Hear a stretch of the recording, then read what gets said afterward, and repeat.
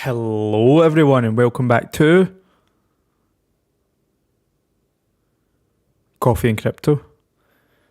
I'm your host for today, Deck. First of all, we're going to have a quick look at the prices, and then we're going to get into a few tasty news stories for the day and see how the rest of the week's looking, see what else we've got to go. And yeah, let's crack on. So, first things first, the market. How is the market looking? How are we getting on? So from yesterday, there isn't really much change. As you can see here, we've got 0.0% change in 24 hours. We've got 0.6% change in 7 days. Ethereum, we've got 0%. Ethereum is up 9% on the week, but on the day, 0%.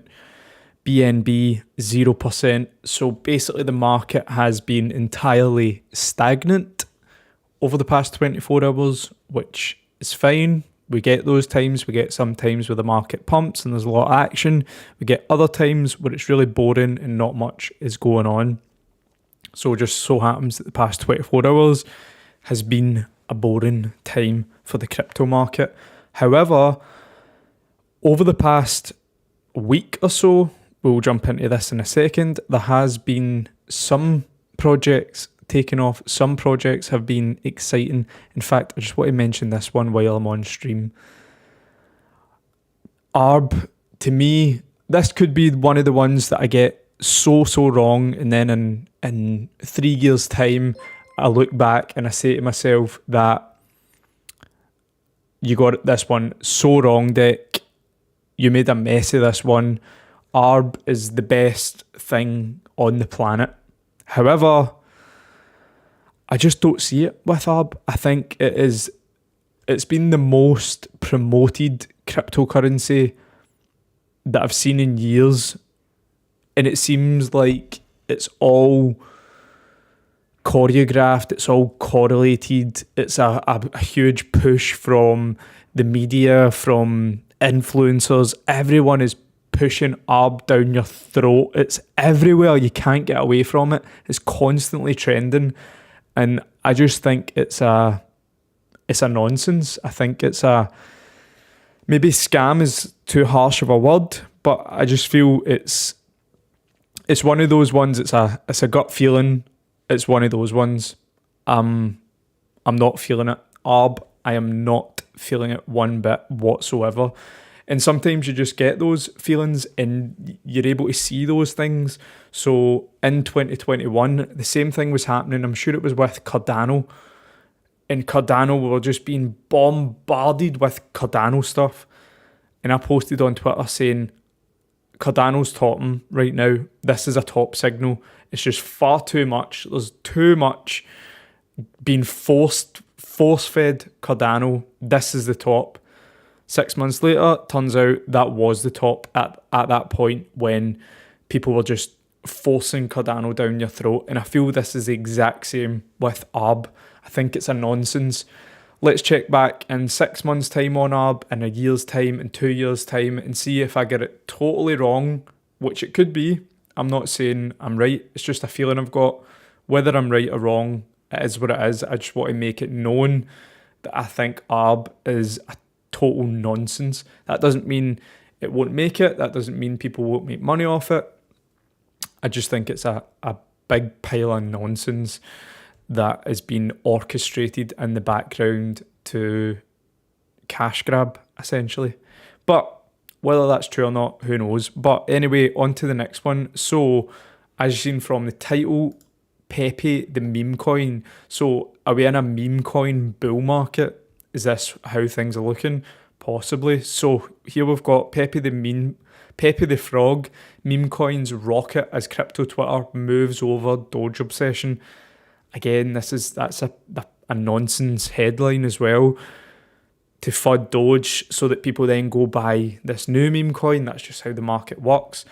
Some early users have turned a few $100s into six figures on the latest meme obsession. So that is true.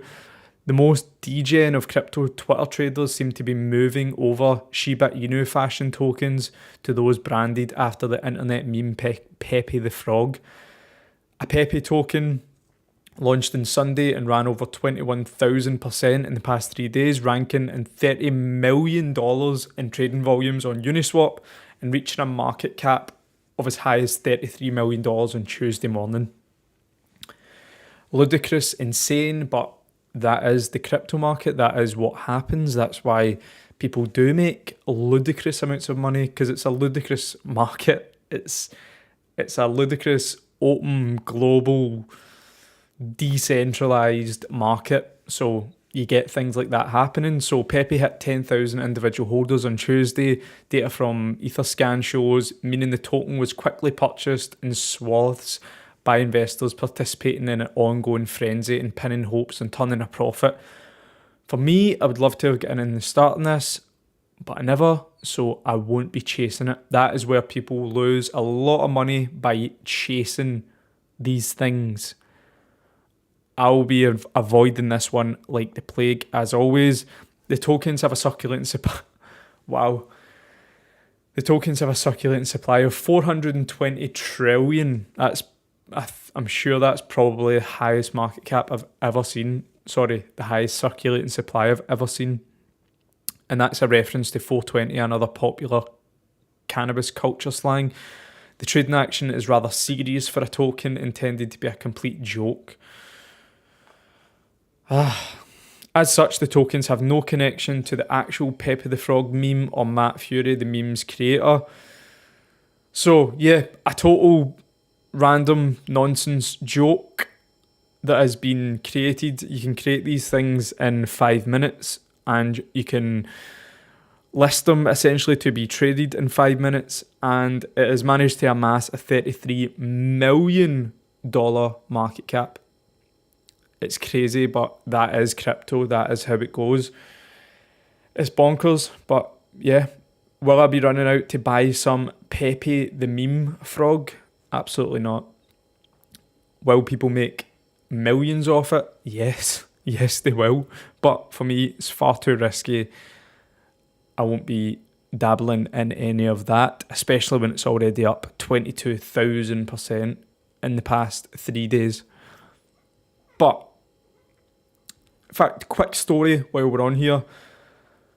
I did invest in a meme. I invested $100. Many of you maybe know this story already. I invested $100 in Dogecoin back in 2018.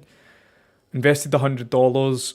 The investment went from $100, it went down to $10. Went down 90%, as always with every crypto, went down 90%. Then I basically lost track of where that Doge was. It was in a wallet somewhere. I had to buy the Doge on my mum's PC at the time because it was 2018. It wasn't as easy as just going on your SwissBorg app and buying. You had to jump through hoops. You had to be on a computer. You had to do all these different things to buy Doge. So bought $100. That $100 quickly turned into $10. So I thought, forget it. I raised it from my memory, got on with my investing in Binance, Coinbase, etc. Fast forward to 2021, and that $100 investment was worth over $40,000. So when it was worth $40,000, I thought, holy shit, I need to find that Dogecoin. Where is it? Went to my mum's PC, had a look, couldn't find it. So I basically missed out on $40,000 for a $100 investment. But that Doge is still out there somewhere in the metaverse, and maybe I will find it one day. Maybe I will find it. But will I be investing in another meme like this? Not this one exactly. In the next bull market, I will be buying $100 here at different meme coins because, as I say, I made $40,000 from $100 before. So it's a punt. It's a total speculative punt. There's no business behind it. These projects, I seen a tweet earlier as well, which was really good, that says the reason these meme coins are so good at marketing is because there's nothing else to do with the project. You have these other projects out there that are actually building something. They're building platforms. They're building payment processing things. They're doing real world use cases with utility that needs to be built out. So they're spending all their money and their time and their efforts on these utilities. But meme coins, there's nothing. It's literally nothing. It's just tokens are generated, tokens are sold, and then market the tokens. That's it. So all the money, all the time, all the energy, all the effort goes into marketing. And that is why they see these skyrockets. So it's mad, but it is what it is. That is how it goes. But next on the list, we have a video of SEC chair praising Algorand resurfaces after recently deeming it a security. So good old Gary Gensler, I seen this video last night. A 4-year-old video of the US Exchange Commissioner Gary Gensler is giving praise to smart contract platform Algorand is circulating on Twitter after the SEC just declared that Algorand is an unregistered security. So in the video, Gary was shilling. He was absolutely shilling Algorand, saying you can build Uber on top of it. But yeah, so he says he referred to Algorand as a great technology while he was contemplating whether a high-performance smart contract network would be capable of integrating an Uber or a Lyft-like application on its platform. Algo is one of the 6 tokens Gensler claimed was an unregistered security in the SEC's lawsuit against the trading platform BitGET.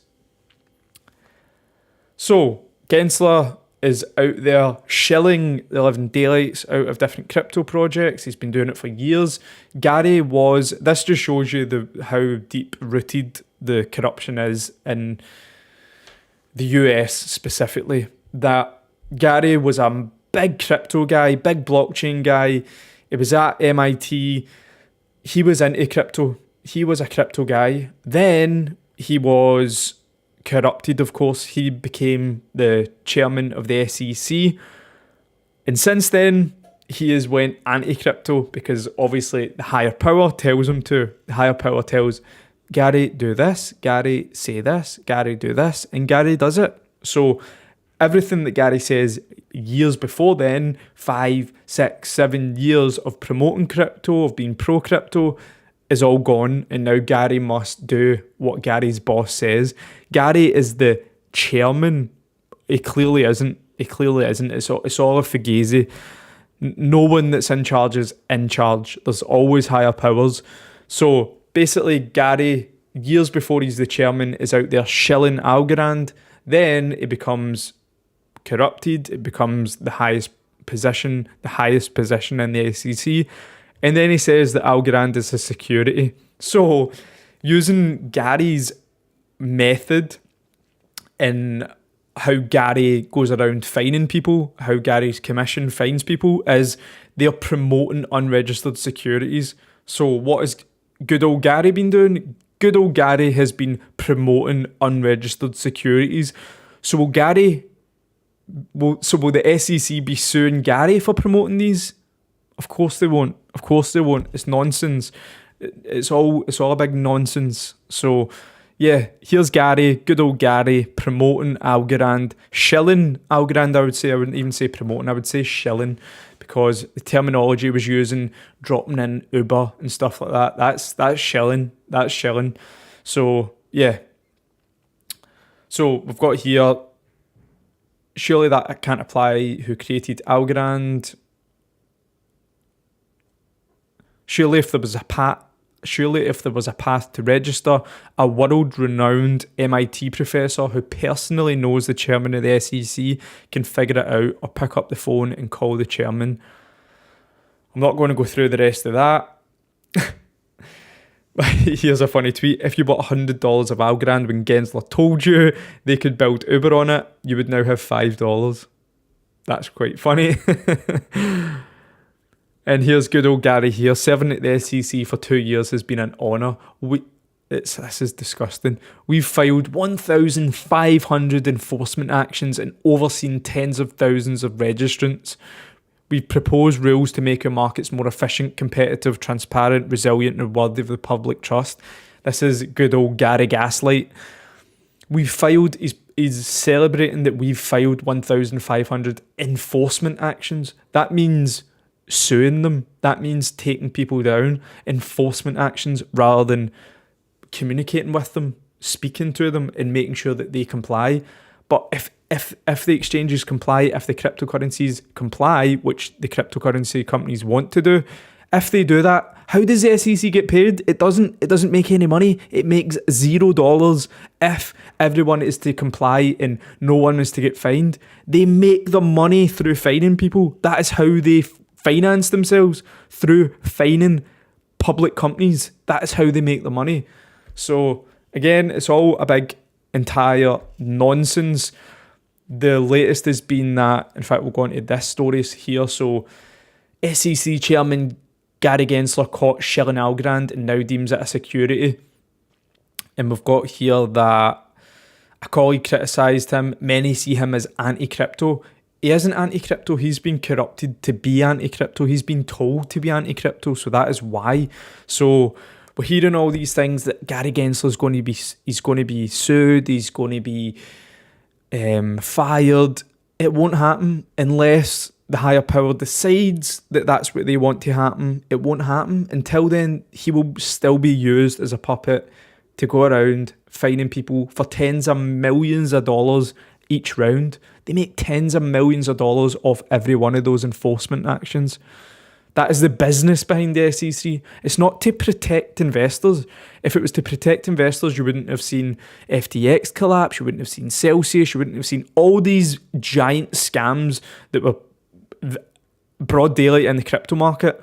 If he was there to protect investors, that wouldn't have happened. But all of them are allowed to happen. Billions of dollars is wiped off the crypto market because it's been allowed to happen. But then he goes after decentralized cryptocurrencies like XRP, decentralized platforms like Uniswap. It's all a big nonsense. I don't believe a single thing that any government agency says. It's all a hidden agenda. It's all underlying issues. And no matter what we say, what we vote, fake votes, whatever we vote, it never changes. Nothing will change, unfortunately. But yeah, that is good old Gary. Will he get fired? Maybe if that's what the higher power wants to do. If they want to bring in someone new who's even more corrupt, that can destroy crypto even more, because they've rinsed Gary a lot. Like, he has done some shocking things, said some shocking things. None of the stuff that he says is making sense. It's all super criminal. Filing 1,500 enforcement actions, it's all ludicrous. And all of the previous cases that I've seen with the SEC, with Gary Gensler, they're all nonsense. Like the library case we had, the Ripple case, they're all total nonsense. And the companies are just forced to submit and pay them just to get it over and done with. So what happens with this is, in fact, this is on the next story. So here we've got Coinbase CEO Brian Armstrong suggests that the cryptocurrency exchange may consider relocating outside the US. This is what's happening. This is what's going to happen. The US is sabotaging themselves and everyone's just going to move away from the US. They're going to move to places like Dubai and they're going to function freely and they're going to make money and it's going to be fine. And the US is going to continue to self-sabotage itself until it becomes, it's already in a mess, but it's just going to keep going until it is entirely fell to the floor. So yeah, they're just going to keep sabotaging themselves until, I don't know until when, but that is what we're given right now. But that is all for today's episode. Short and sweet. If you enjoyed this stream, please leave a like. Please share it with a friend that may enjoy these style streams. We will be back tomorrow for another episode, so I shall see you then for some more Coffee and Crypto. Thanks for tuning in. Make sure you subscribe. Also, turn on the post notification bell. If you do that, you'll see when we go live, so you're able